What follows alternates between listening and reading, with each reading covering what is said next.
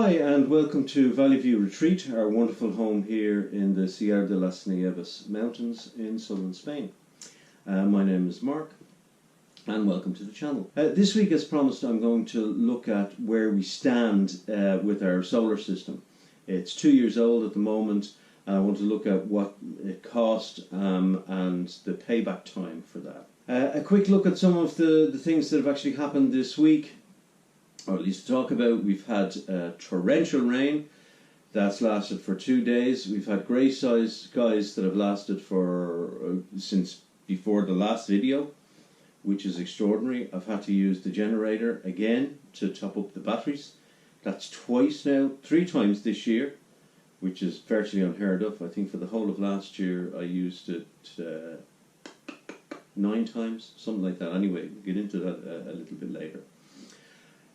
So not a huge amount got done. I did manage to put in a filter for the tiny house water system. So here's the new filter that I put onto the line that comes from our feed tank for the tiny house, and this will eliminate any particles that may be in the water before they actually get into the internal system. So this filter then needs to be changed whenever it starts to clog up. So the other job I did was to finish the pipe work from the guttering system into our collection tank, which is this 1,000-litre cube, and they're all completed now. We did notice with very heavy rain that we had this week that the gutter on this side of the house, oops, if you can see that this section of gutter here has actually tilted outwards, and water was coming out of here when we got the heavy rain. So obviously that needs another bracket. I think I have one somewhere, so I'm going to put at least 1, if not 2 brackets in there to give that a bit more rigidity. And these are things that you will only you'll only notice when the situation has developed, when you get really heavy rain like we've had over the last week or so. Suddenly any flaws in the system will show up. So this week's catastrophes, what happened? The first thing was that the internet stopped working during one of the rainy days. I don't know if you're aware, but our internet here comes to us from an antenna that we have up on the road in, and we've got to feed down to the dome, which is over 100 meters away. So we have to have a mid station where we have another router that acts as a booster, and that router actually gave up the ghost during the rain. I don't know whether water got into it or whatever. So that had to be replaced in the middle of a thunderstorm, which wasn't very pleasant. And part of our grey water treatment system popped up out of the ground, and I'll show you some photographs of that. This blue tank here was part of our grey water system. It was supposed to collect the grey water after it had been filtered through the filter. The last time that you saw it, it was buried in here in this very large hole, and now it's sitting up there, and I didn't take it out. This hole filled up with water, and because that's a sealed drum full of air, it literally exploded out of the ground and ended up over there. So back to the drawing board on that part of our grey water system as well. On to the solar system, which we'll get into just now. Before we get into that, please take a moment and hit subscribe, hit like. It really helps us.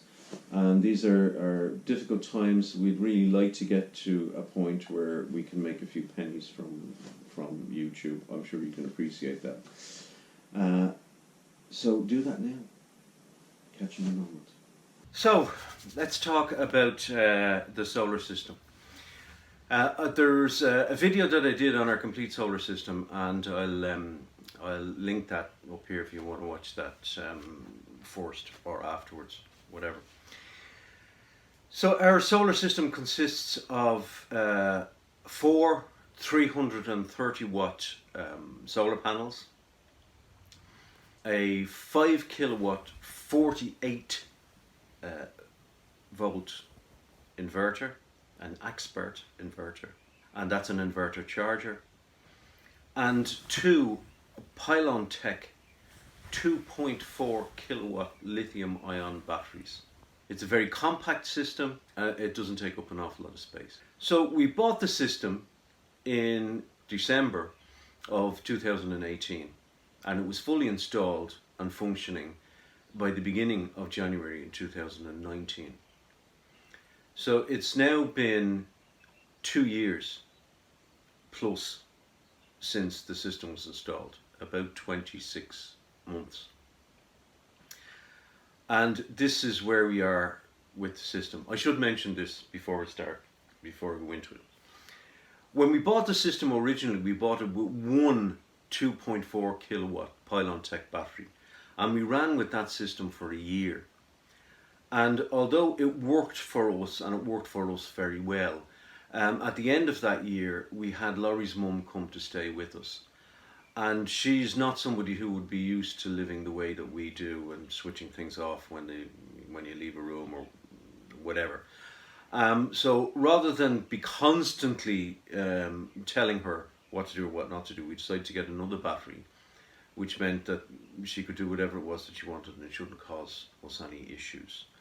As it turns out, that battery has made a huge difference this winter, in that it has given us an extra few days of power when the sun doesn't shine. And we have had, believe it or not, here even in southern Spain, 3 occasions now since probably last October, when we have had very dull days consecutively for over a week. And it really comes into its own then, because for most of the time we only require to use the generator once during a week like that.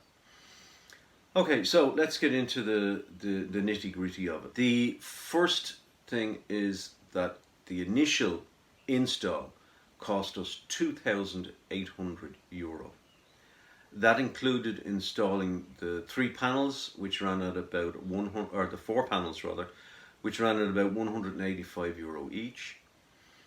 Putting them on a frame and fixing them to curbstones, which prevents them from moving. Installing the expert 5 kilowatt inverter, which ran at about 600 and something euro. Installing the single Pylon-Tech 2.4 kilowatt lithium ion battery, connecting it all up, ensuring that we had fuses between the panels and the inverter, and linking it to a fuse board with trip switches for the actual dome itself. We also at that stage fitted a bypass, so that when we were using the generator, that we could use the generator directly, and obviously we had to connect up a generator feed to the expert inverter also, so that we could charge it from the generator when needed. So all of that installation, €2,880, that's what that cost. Approximately a year later, we put in a second Pylon-Tech battery, and the total install cost for that was €1,000. We got a very good deal on that. So the total cost was €3,880. That's what it costs to put it in. Now we come to the interesting or difficult part of the equation, and that is the payback time for a solar system is not dependent on how much you paid for the solar system. It's how much you were paying for the same amount of electricity before you installed the solar system. So if you're coming off grid onto a solar system, well, grid electricity, although it's become more expensive over the years, is really not that expensive. So the payback time is considerably longer if you're moving from grid to solar. If you were moving from something like lead acid batteries, then the payback time is significantly shorter, because you would have had to replace those lead acid batteries anyway. And moving to something like lithium ion, will pay for itself relatively quickly because the longevity of lithium ion is much greater, and the number of batteries that you need and the power that you need is much less, because you can discharge lithium ion batteries down to 20% of their total capacity without causing them any significant issues and without interfering with their longevity. Whereas using lead acid batteries, whether they be sealed or whatever, really taking them down below 70% of their total discharge capacity is not something that's recommended. So you need an awful lot of lead acid batteries so to ensure that you're covering all your needs with only 30% depth of discharge. So as I say, when you're moving from lead acid to something like lithium ion, the payback time isn't all that great. However, if you were in a situation, as we ended up, because our lead acid batteries at that stage were dead, they were only supplying enough electricity for us in the evenings for maybe an hour, and then that was the end of it. So we're stuck actually generating electricity from a generator. And when you're generating electricity from a generator, bearing in mind we only needed to do this during the night time. During the day, we still had the panels, and that was supplying us with about 200 watts of 12 volt, and that was enough to get us through the days. But at night we needed, in the winter, up to 6 hours of the generator running. And our generator was a big diesel generator to ensure that we were able to use things like washing machines or whatever. So first of all, the generator cost was about €1,700, and the generators, even looking after them really well, we very rarely got more than about 4 years out of a generator before it would need to be changed. Now, you could invest a lot more money in something like a really big standalone generator system, like one of the Perkins, something like that, and you'd probably get 20 years out of that running non-stop. But the investment in that would be something like €20,000, which we weren't in a position to actually be able to spend at that stage. If you're going to spend that, you may as well get a full solar system. So a replacement cost, as I say, was we budgeted for a generator once every 4 years. The generator, big diesel generator, and when I say big, it would have been the last one that we used was 4.2 kilowatts. So it's not that big, but it's certainly big enough for all of our needs. 4.2 kilowatts, and it was using that was a Lombardini, and it was using 0.6 of a litre of diesel per hour. So still, very efficient, very for that amount of electricity. That's pretty good. But you're using it for 6 hours in the winter, so that's 6 by 0.6, so that's 3.6 litres. Here at the moment, diesel is not as expensive as it has been in the past. It's running at about €1.20 per litre.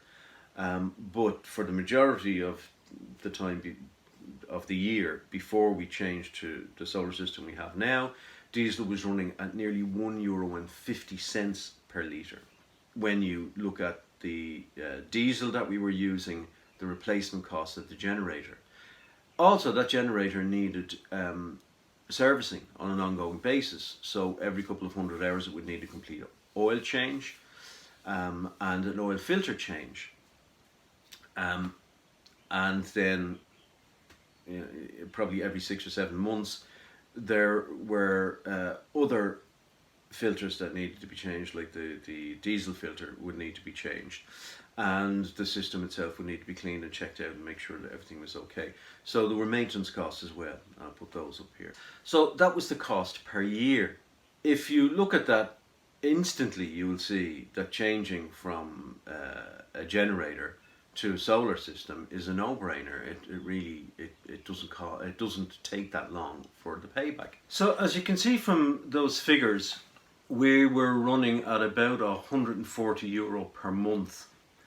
And that's a fairly conservative estimate. That's just looking at 4 hours a day and an average of €1.30 per litre. You can see that we, over 26 months, The solar system is running us €149 per month.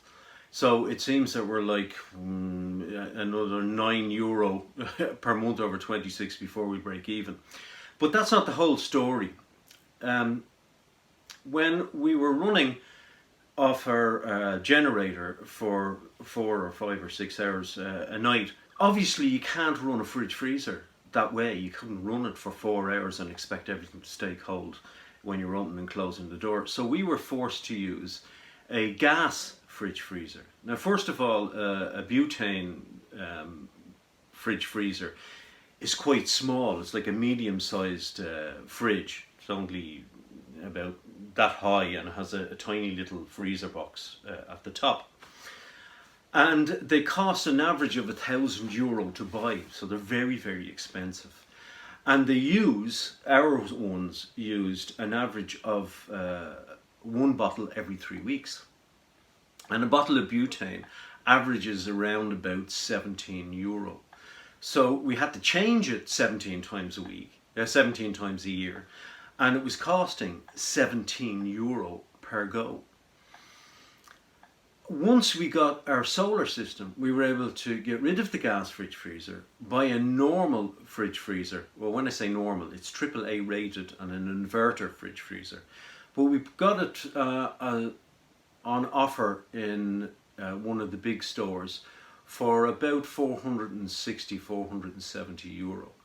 So it was like half the price of a gas fridge freezer, twice the size of a gas fridge freezer, and it runs perfectly off our solar system, so we're no longer buying the gas. So the gas over the 26 months would have cost us €589.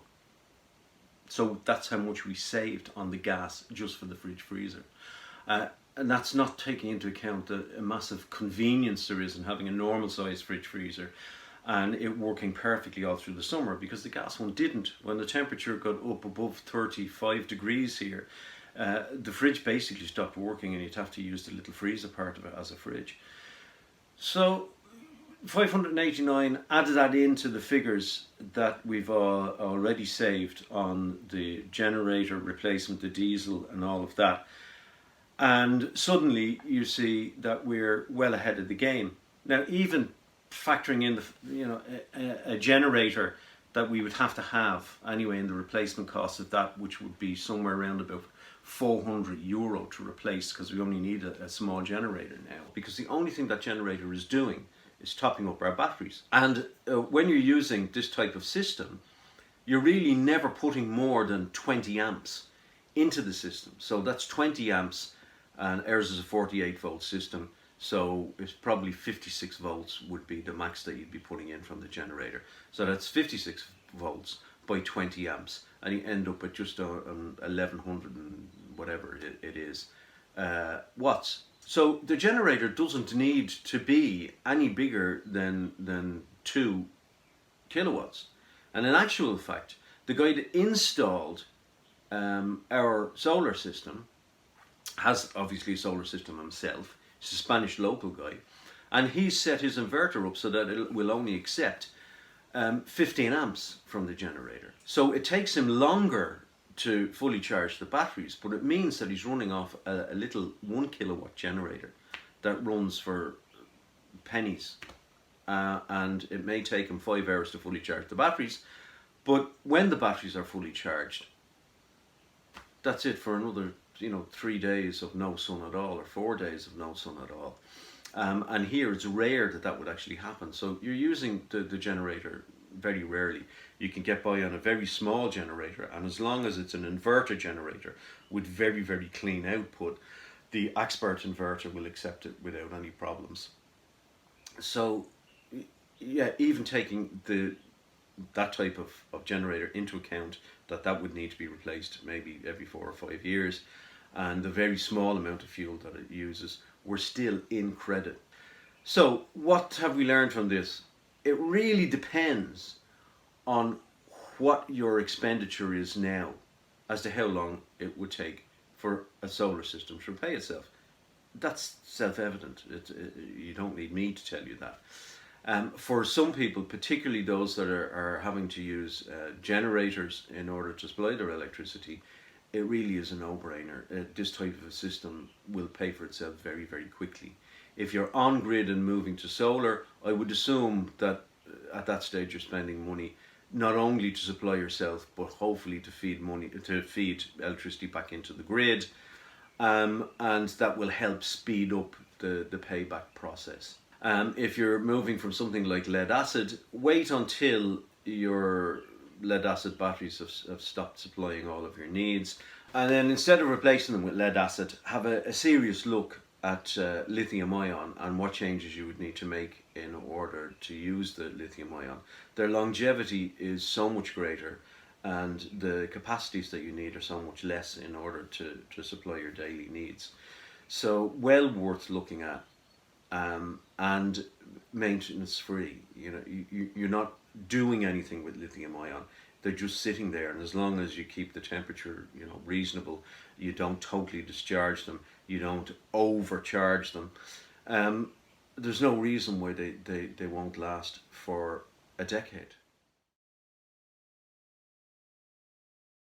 When I moved here first, or when we moved here first, which was 17 years ago, a single 300 watt solar panel would have run €1,600, and we paid €185 for each of our panels. That's how much solar panels have dropped in price. The only charger inverters that would have been pure sine wave and up to 5 kilowatts were something like an Outback, and an Outback unit can run you 16, 17, 1800 euro. And the batteries, we would have had to go with a series of 2-volt lead acid batteries of very high capacity that would probably run 5,000 or 6,000 euro in order to put a decent bank together. So that's why we didn't do it before. It just wasn't feasible. It wasn't economically viable until recently. Right now, solar is so cheap. It really is in comparison to what it used to be. And certainly as fossil fuel prices increase and even grid electricity increases dramatically, solar is the way to go. If we had been on grid and an average Spanish family, or average household, Spanish household spend of €1,000 a year, it would still be less than 4 years for us to make our money back. And that's amazing. I mean, it used to be that we were looking at, you know, 7, 8, 9 years for an old solar system before it would pay for itself. And that was if you were in a position to be feeding electricity back into the grid and getting some credit for that as well. So yeah, that's our experience. It may not be everybody's experience, but that's the way it's worked out for us. Okay, so next week I'm actually going to take you through whatever I manage to achieve over the next week. Hopefully the weather's a little bit better, because it really is slowing me up. But I've finished some of the trim. I don't know if you can see that, but some of the trim around the windows and that, and some of the other trim around the place, and I've sanded that and varnished it. I'm going to make, I've decided, the coffee table, so hopefully you get some shots of me doing that. I got some nice cushions in our one of the local bazaars. They're not second-hand cushions, they're new, but they were sort of surplus stock that came out of some good quality furniture shop, and went into our local bazaar, which helps make the place a little more comfortable. And I'm going to have to redesign, obviously, our grey water system so that it doesn't pop up out of the ground when it rains, which sort of defeats the entire purpose. So I hope you have found some interest in today's video. Please don't forget to like, subscribe, and even hit the little bell if you want. That all helps. And I'll talk to you next week. Have a great week. Take care. Bye bye.